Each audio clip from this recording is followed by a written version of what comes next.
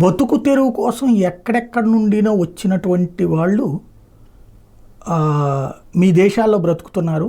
అలా బ్రతుకుతోనికి వచ్చింది వలస వచ్చారు అంటే కన్న తల్లిని ఉన్న ఊరిని వదిలి మీ దేశానికి వచ్చారంటే గతి లేని పరిస్థితులు వచ్చారు. అట్లాంటి వాళ్ళని శరణార్థులు అని శరణం అని మీ దగ్గరకు వచ్చారు. కానీ వాళ్ళనే తిప్పి పంపిస్తానంటున్నారు. ఇది పాపం అని ప్రకటించారు పోప్ గారు ప్రకటించారు ఇది. అయితే శరణార్థుల వల్ల బాధలేంటో ఆయా దేశాల వాళ్ళకి తెలుసు. శరణమని వచ్చినటువంటి వాడు ఇచ్చిన దాన్ని తిని బ్రతకాలి.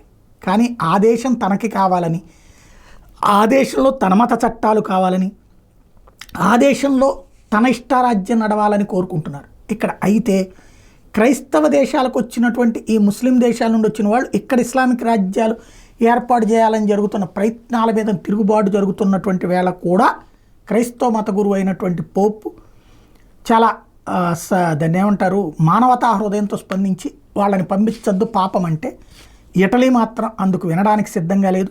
పెద్ద ఎత్తున శరణార్థుల్ని పంపించే కార్యక్రమం ఆరంభించింది.